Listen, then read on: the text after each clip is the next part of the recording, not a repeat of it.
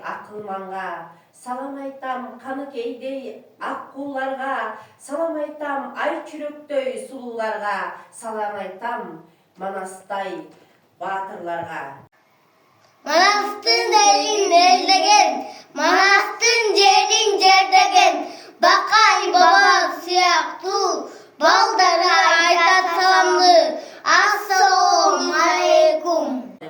Kanıkeydey ülgülü, ay çüröktey akıllı, namuslu koldan berbeken, kızlara aytat salamlı, harbanızlar. Yüreğimde oynayan kırgızlarım, özümde oynayan kırgızlarım, özümde oğuzhanlar manasının, salam aytan Aygöl'ün urbakları.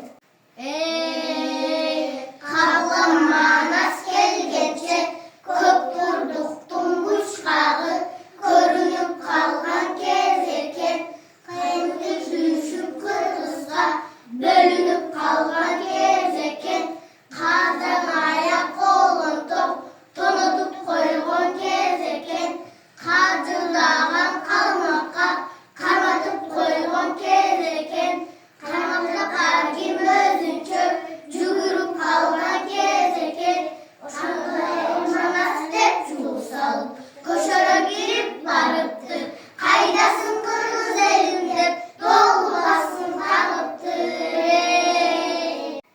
El juttun adırak bütündüğü, sana bir yakından başı bir cengen kol, sana eski birimdik. Ulut aralık, unutmak dostluk, sana birimdik. Uluttuk arnamız, sana atıldı adet.